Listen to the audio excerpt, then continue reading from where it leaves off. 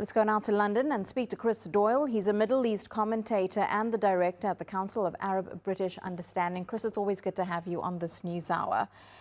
When it comes to this peace proposal by the United States, one would imagine that trust is so important here on both sides, but it must be difficult for Palestinians to really trust Westerners who want to lead a transitional government in Gaza itself, headed by President Trump, possibly having Tony Blair there, who is regarded as a war criminal by many in the Middle East. So when it comes to those elements of trust, with Hamas now looking at this proposal, do you think they'll come back and say they want some changes made or just reject it outright? You're absolutely right. There is no trust of the likes of President Trump or Tony Blair. Tony Blair was the Middle East quartet envoy for 8 years, and Palestinians remember that as not a time when things improved, but actually got worse. He achieved very little, if anything. So the idea, what we see in this plan, that you would create this board of peace with Donald Trump and Tony Blair and unknown other heads of government, heads of state or ex-heads of state, that would somehow supervise a Palestinian body that would be allowed to be in charge of the day-to-day running of the Gaza Strip, is very neo-colonial. And throughout the entirety of this plan, there is no room at all for any sense that the Palestinians will have any degree of sovereignty over their own land, any degree of say in how reconstruction is going to happen, in how that Gaza is prepared for freedom and independence. There's nothing there. There is no guarantee that there will be statehood. There is no linkage to the West Bank so they can form one single political unit, as was indeed outlined and guaranteed within the Oslo Accords. So for sure, Palestinians will look at this and say, we are ignored, our aspirations here are ignored. This is very much an American-Israeli document defined and drawn up by Trump and Netanyahu. And in that, we get absolutely none of our dreams and aspirations. This may be welcomed initially purely because it could lead to a pause in the fighting, hopefully longer than that, and it leads to an injection of absolutely vital food, water, medicine, and the like, which could start to put a brake on the famine that has broken out in the Gaza Strip.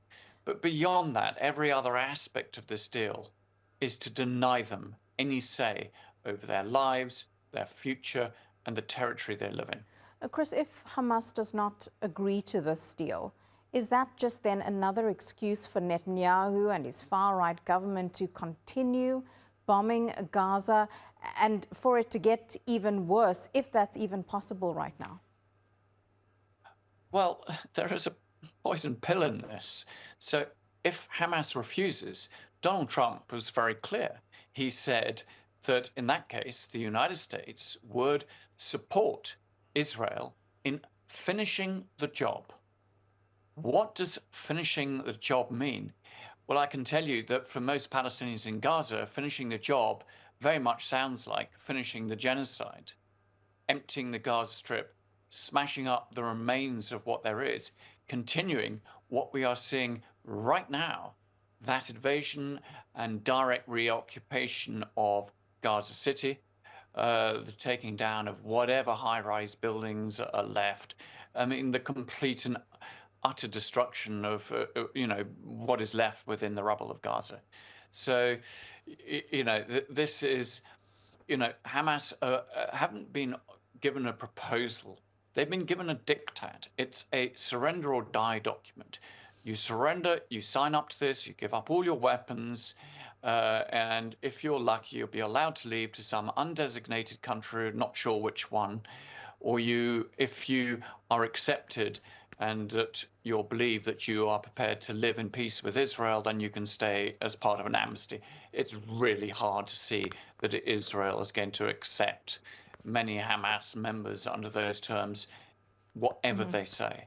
So what incentive is there for Hamas to say yes to this deal. I can't see one, except for that, of course, they are still part of Palestinian society. They have seen what's happened in Gaza. It is their families and loved ones who have been starved and bombed, and that might be the only reason. But beyond that, there's nothing that Hamas is going to achieve by signing up to this deal. I wish this was different. I think there could be a deal that articulates a ceasefire, aid getting in, release of hostages and prisoners, and then further stages where negotiations take place over reconstruction and Israeli withdrawal. Yeah. But it hasn't been designed like that.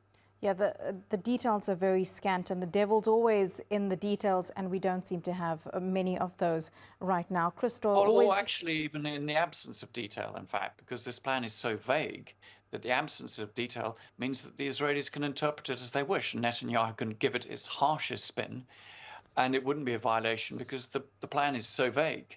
And that's a huge weakness. And he's already done that. Yeah. Exactly. Chris Doyle, always good to get your take and appreciate your time. Thank you very much.